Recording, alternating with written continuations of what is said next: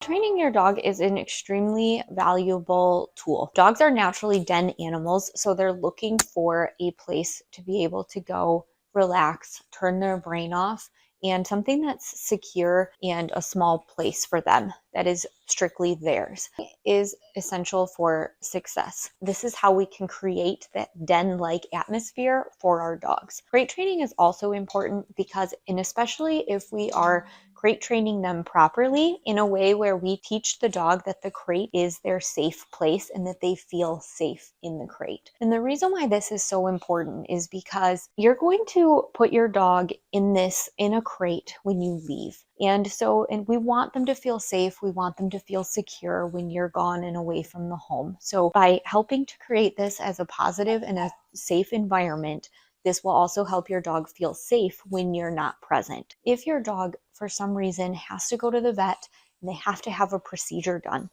they are going to have to be crated. So if you haven't taken the time to help your dog learn and associate that the crate is a safe place, they're already in a situation where they're uncomfortable. They're maybe in pain, depending on what type of surgery or procedure they may need. And we want them to feel safe at the vet, not anxious and out of control, because not only are they in an unfamiliar environment, but now they're in a crate, which they've never been in before, and they don't feel safe there. So in some point in your dog's life, you're going to go out of town. Yes, you may have people come to your home, but there may be a time in your dog's long life where your dog sitters are busy and they have to go to a place that needs to be able to put them in a crate to keep them safe. And again, if your dog is not associating that crate with safety, they're going to be so uncomfortable. And we never want to put our dogs in a situation where they're feeling uncomfortable about a crate when we're not there to help them work through that. So we're working on building this huge relationship with our dogs where our dogs are looking to us for guidance and that they feel safe with us and that we are going to help advocate for them and guide them through all of these situations. So we never want to set them up to feel uneasy or unsafe when we're not there to help guide them and give them direction through that. So by doing the hard work up front and crate training your dog and associating the crate as a safe place for them, it's going to help them cope and it's going to help them feel safe even when you're not there because you've done the groundwork. When we start introducing the crate to our dog, it's going to feel very foreign and it's going to be maybe not the most comfortable thing for them, but that's our job to guide them through this moment. So what we're going to do is, I always recommend when your dog is first learning something that you have them on a leash so you can help guide them. So we're going to ask Kaya, let's go. Come on.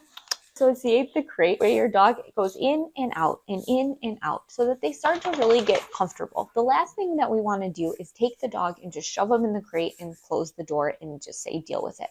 We want to always let them know that there's a way out. So you're going to take the leash, you're going to guide them into the crate. If there is any resistance, you're just going to put some pressure on the leash.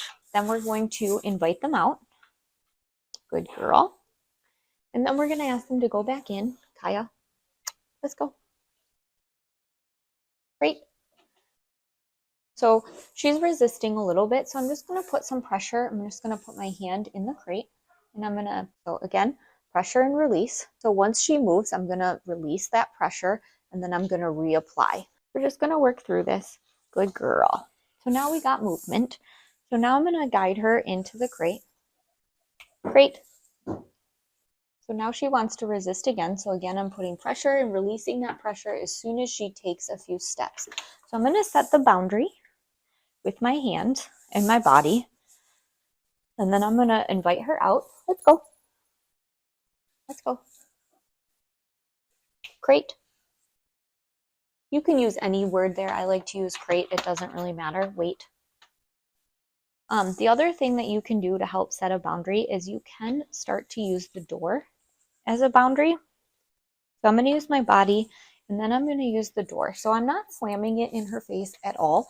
She's being a little pushy and pushing her little nose out of there to tell me she doesn't want to be in there. But I'm not slamming it in. I'm just setting the boundary. So I'm just lightly closing this door so that she starts to realize.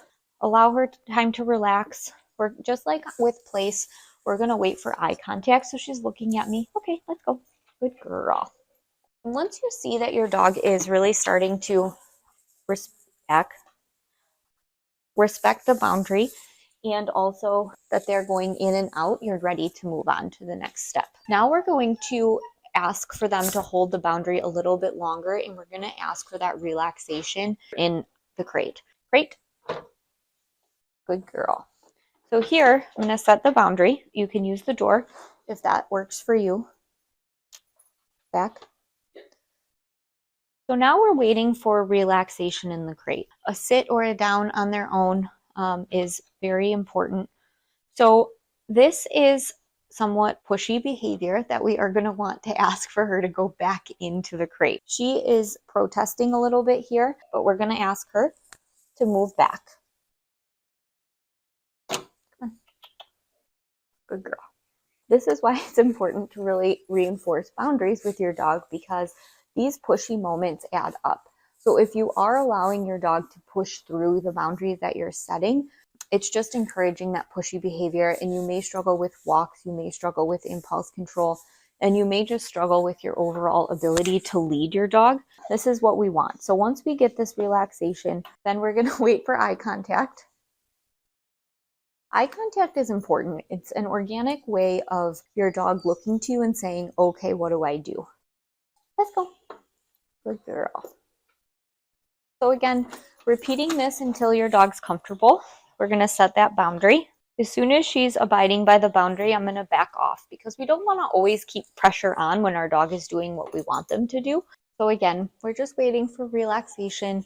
Also, something to note here is that it's important to not rush this process, and that this is going to be something that you're working on to always associate positive things with your dog. So now we know that she's starting to be able to relax. She's starting to associate calmness with the crate. Now you're ready to move on and shut the door for the crate. So let's go. Crate. Your dog's walking in there with ease. You're going to set the boundary, and they're associating the crate with calmness, and they are able to fully relax.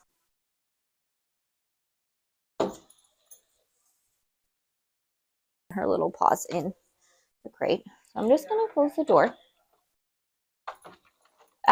Back. You can see in here, she's fully relaxed. So she has a nice down position. Her hip is down. She's not whining. She's not scratching. She's not trying to get out of the crate. She's readjusting a little bit. Now you know that you can start to practice distance and getting more distance from the crate. As you're walking away, or you're walking over here, or you're going into another room, if your dog is able to stay in that relaxed state, this is why you want to build this up slowly, and you want to slowly create distance from yourself, and making sure that your dog is still fully relaxed. That way you can work up to the crate being in a different room when you're home, and also ultimately to when you leave. And your dog should be sleeping in the crate overnight.